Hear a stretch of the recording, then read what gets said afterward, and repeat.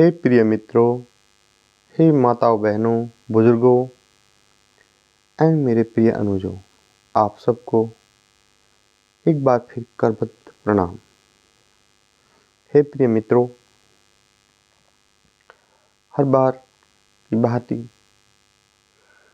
आज फिर मैं आपको सर्वप्रथम यही 2-3 बातें ज़रूरी हैं बताना चाहता हूँ और हर बार बताता हूँ। बार बार बताने का अर्थ भी यही है, ये बताने याद दिलाना है। बता तो बहुत बार दिया आपको कि हो सके आप इनका प्रयोग करने लगें और आपको भी परिवर्तन ईश्वर प्रदान करे। रीढ़ सीधी और जब खाली समय हो तो मौन का अभ्यास और चेहरे पे शांति और आनंद, ये सब दैविक क्षण हैं और आप इनका प्रयोग करते रहें। परिवर्तन निश्चित है। हे प्रिय मित्रों, आज जो टॉपिक है वो बहुत ही सुंदर टॉपिक है। ये सब आत्मिक है। आप अनुभव करते होंगे जब आपके घर में, परिवार में जो छोटे शिशु होते हैं, बच्चे जो थोड़ा बोलना सीखते हैं, उनको परिवार में 2-3 तरह के बच्चे होते हैं। जो बड़े होते हैं वे खाते बेटे राम राम सीखो, राम राम या सलाम या जो भी बड़े सिखाते हैं। जो दूसरा गुट होता है वो गाली देना भी सिखाता है, इसको गाली दो, इसको धमकाओ, इसको डराओ। लेकिन आपने देखा होगा वो राम राम, नमस्ते, सलाम वालेकुम, इन सब से ज़्यादा पहले वो राम राम और गाली ये की बजाय वो गाली सीख जाता है। अब आपने ये नहीं सोचा ऐसा क्यों? भाई शिक्षा तो दोनों की समान ही है, वे भी सिखा रहे उसको, वो भी सिखा रहे, लेकिन इस चीज को क्यों सीखे जा रहा हो जल्दी?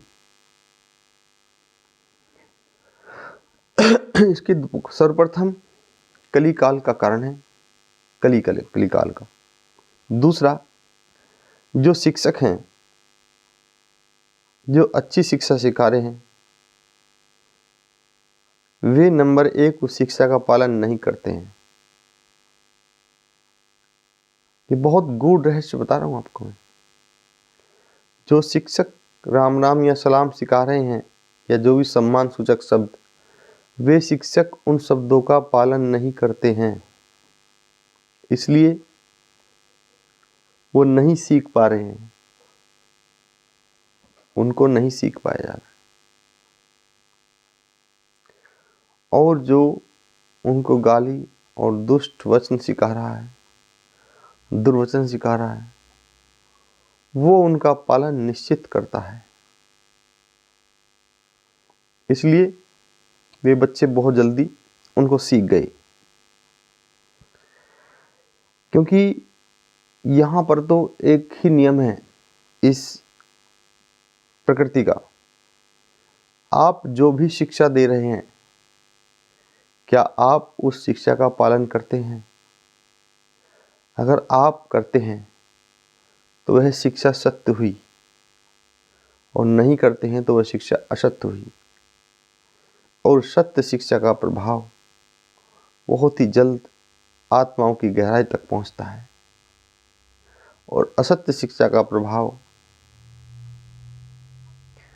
भी बहुत ही जल्द नहीं पहुंचता।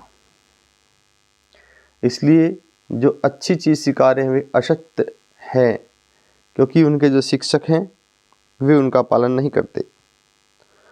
और जो गाली गलौज सिखा रहे हैं उनके शिक्षक उनका निरंतर पालन करते हैं पूरे दिन, और वे दुष्टताई के खजाने से भरे हैं, इसलिए बच्चे उसको सीख जाते हैं। इसलिए ध्यान रखें, अपने बच्चों को अगर संस्कार दिलाना है तो किसी योग शिक्षक से दिलाइए,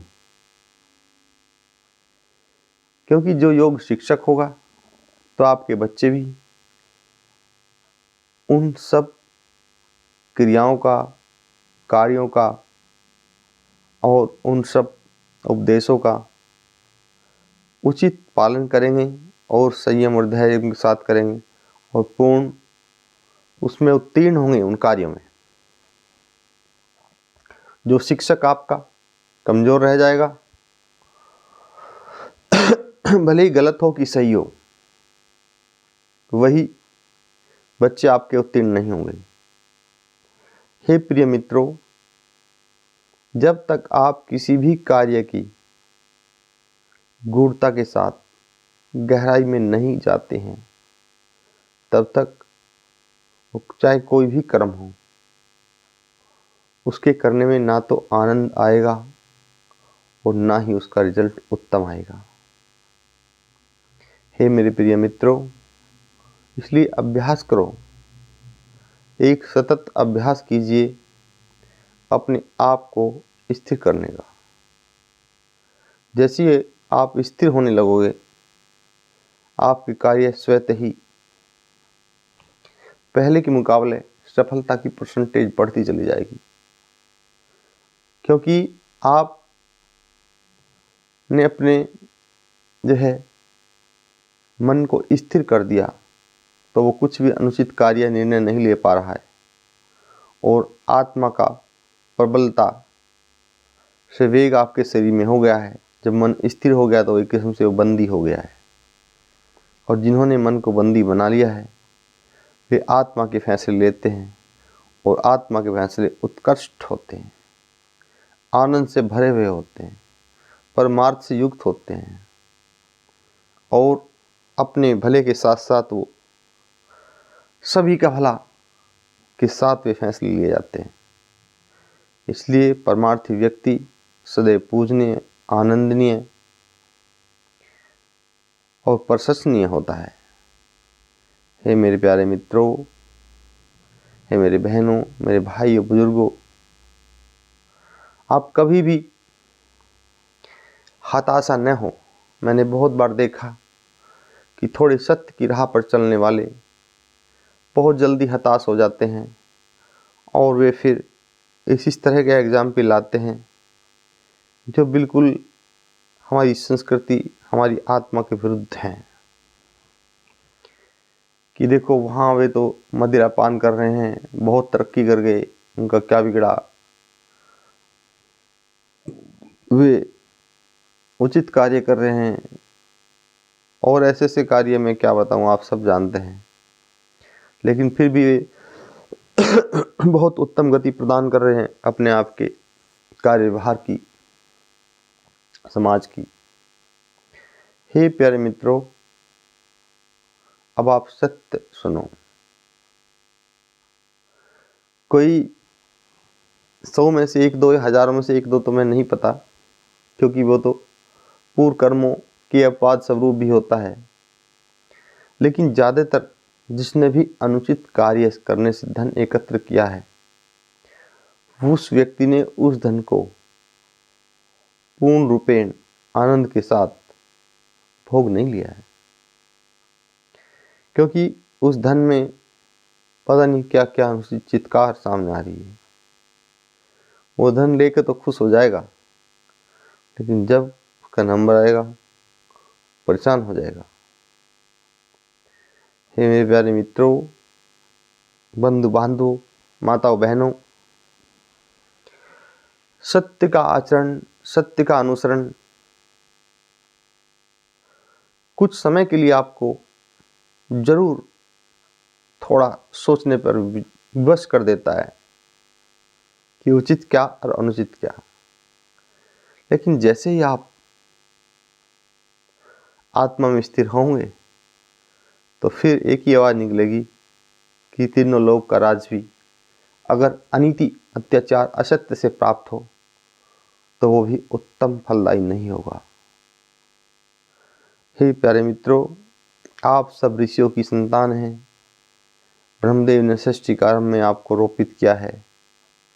वही पल दर पल एक माता पिता छोटा, दूसरा छोटा, तीसरा छोटा, पता नहीं कितने बदल गए हैं, और आप यहाँ इस समय एक आत्मा के रूप में फिर अपने उत्तम कार्य कर रहे हैं।